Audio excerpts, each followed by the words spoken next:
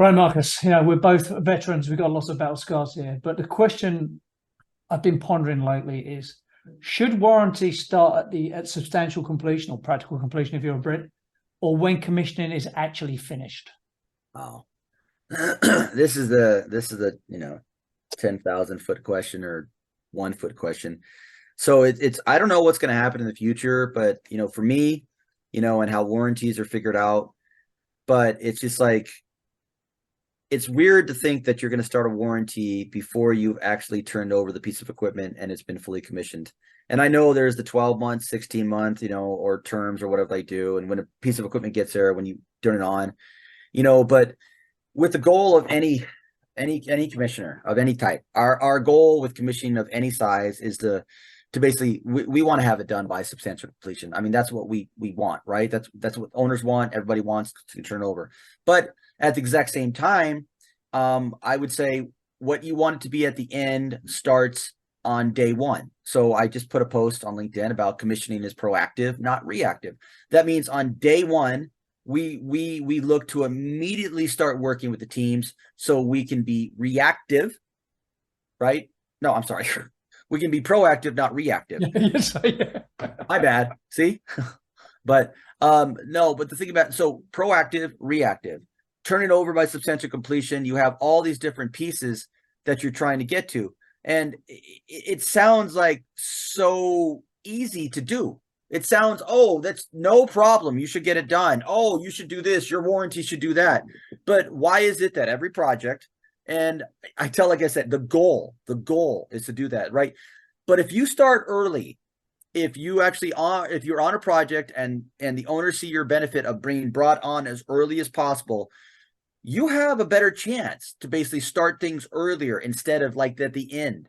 And you ever seen those little charts? Like we always like, oh, so I'm given a month to commission it at the end, right? Okay, right? It's just really, and then that's 6 months into a month. Have a nice day. Exactly. And then at the same time too, it's like, well, this is the funny part, is they'll still look at that little mark on the Gantt chart right here, right? And then wait, you're over here going, wait a minute, your project's 3 to 4 months behind. Hold on. It's not, well, wait a minute. Oh, well, and then they're like, well, can you do it? You're like, I love it when they say, hey, can you make them go faster? Oh, you're right. I'm just put that pump in. Yes, finish that pipe. Yes, run the conduit. No. Yeah, it's interesting. So the warranty thing fascinates me because just take a chiller as an example, right? So when a contractor buys a chiller, the small print on that chiller says, the minute we deliver that to site, warranty starts. That chiller gets there 12 months way before the end of substantial, right? So the owner contractually is required to have 12 months warranty for substantial. So what happens? And they have to pay for it, to store it and to protect it and to keep it from the elements and everything else. Oh yeah, and also if you do read the small print, if you haven't got a strainer in the right place or done this or done that, warranty is void. So what happens is the contractor gives an overall warranty, right? Yeah. And you're required on the contractor not going bust and actually turning up. Good luck with that, by the way. Right. So there's that. I actually really believe that commissioning, the warranty should start, the collateral warranty, 12 months defects liability should start at the end of commissioning when the building is operationally ready. Now, the question is, how do you define that? Because the problem is the engineering institutions define substantial completion for some formula based on how much been built, right? Now, I worked on a job once that shall be nameless, and it was a banking headquarters with a data center in the basement. And they had a clause in, they said, yeah, substantial completion, that's great. This is in London, it's good. But we will not take the building or start paying our lease until our third-party commissioning firm has come in and tested everything and told us that it's ready. And their signature is when we will start paying rent. Well, wow. Did that cause some problems? So the building got practical completion. Of course, the data center wasn't ready. I mean, it was ready. That thing was like 9 months late because this firm came in, and it was another design firm that had a commissioning on. They came in and they had the spec that they were up front. This is what we're going to test. Everyone was known, all the contractors knew, and the test failed and it failed and it failed 9 months before that thing was operationally ready. Now, that was a smart move by the bank. They didn't pay 1 cent of rent until that thing was operationally ready. But I've never seen that again. Did they have to get an extended warrant? I mean, I just want to know the logistics. How was it? So the bank were a tenant, right? And then the developer took the risk. So the developer got practical completion, and then there was this 9-month gap before he could start collecting rent. They sued the shit out of that construction firm to the point where one of the largest developers in London would not let the biggest construction firm in Europe even bid a job for 5 years. And the CEO of that construction firm got fired. Got it. Real consequences, right? Yeah, real consequences. Smart move by that bank. But so why do you think that's not accepted? I mean, who's not allowing that to happen? Because I mean, it's brought up all the time. The problem with developers is the developers and the contractors start off with this adversarial contract, right? You work for me, you do this, and I'll give you money, right? Well, let's say it's an owner. Let's say it's not a developer owner, right? So then, but the problem is, as that job comes to its last month, their incentives completely align. The contractor wants to leave, and the owner wants to take the building. That's when all the compromises start getting made. Yep. Would you also look at this as like, I mean, everybody, like, once again, I equate this back to personal stuff. So like when you basically buy a plane ticket, right? And they say for an extra $35, would you like to insure it? Like, what if they did that in the beginning? What if they paid like an extra, what if insurance companies had a premium for this, which they do, right? But what if you say, you know what, it's $1 million piece of equipment, you take 10% of 5%, $50,000 just in case, right? Wouldn't that help? Yes and no. The reason that example worked that I just spoke about is because the bank paid independently in their lease negotiation, said, yeah, you're building us a new headquarters. We're going to pay for this check. You're telling me you're going to design and deliver it?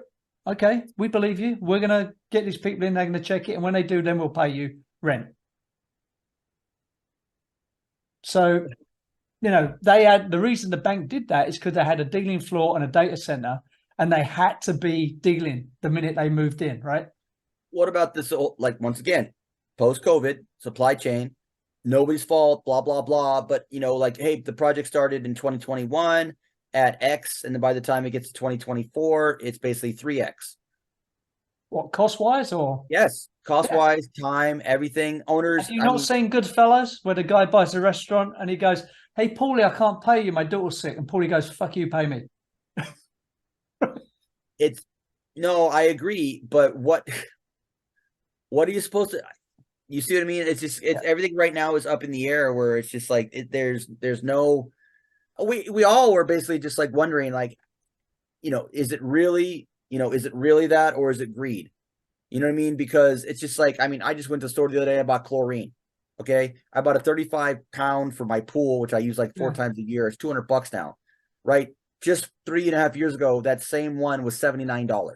Yeah. So inflation, if you're a construction firm, you have to negotiate inflation clauses, right? But if you're taking that job on, that's a risk you take, unless you pass it back to the developer. How does it, I just, you know what, I just, every time I look at these jobs, I don't know how it's like, it's estimated at 20 million, and next year it's like 40 million, you know, and it's like, and then I don't know how people are just not saying, we just can't do it right now. But that's happening. There's a lot of firms going bust right now. Yeah. A lot of firms going broke. A lot of mid-level, undercapitalized firms are going broke right now. But there's so many projects right now. It's just like there's a shortage of people, and there's so many projects, and everything's hyper quick, fast, out the door, 1 year. Like, so what's happening is the market is clearing. The weak players are getting swept out, and then the people left are going to put the prices right up. That's how it works. That's economics 101. The weak go, the strong perish, and they reinvent the market. Is it going to get better? I think it will get better, but the weak have to be flushed out of the system first. So the weak perish, and the strong survive. So is this like the .com and the bank all over again, except a different one? Look at the .com crash in the 2000, right? So Amazon went down to $10 a share for 3 years and nearly went bust. Now look at it, right? That clear out had to happen. Look at the actors strike, right? So the average actor makes 23 grand a year and doesn't qualify for health insurance. That tells you there's too many actors and not enough freaking jobs. These people need to get different jobs. Yeah. Right? Now that sounds harsh, but that's the market reality, right? The reality for owners is there's too many half-competent contractors taking on jobs they can't do. They're going to go bust. The owners own that problem, as they own every problem that they won't admit. And then they have to pay more to get someone good to fix it. That's where it's going. So to wrap this up, if I had any mission critical, if I was a client with any mission critical factor in that building, I would not pay a cent of rent until I could verify that that thing was operationally ready. Oh, yes, I agree. And that's what we try to do. But there's been projects that just keep going and going. But remember, though, this is not always the contractor's fault. It definitely can be an owner issue or issue.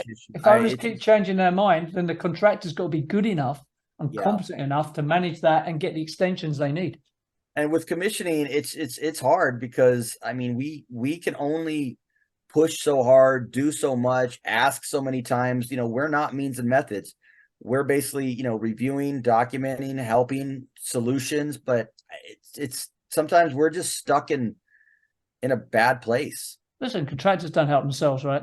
If you're a contractor on a fixed lump sum job and the owner says, I want to change this, you got to say, sure, is this much? I need this much extra time. Yes or no? Well, also too is, I mean, how many times do we have the jobs that basically it's like we signed off with owner approval that there are open issues. Like the owner's like, okay, I know I have 10 issues left out of that. We solved 150. They're open. You're like, okay, this is for your benefit. So it's like you signed off.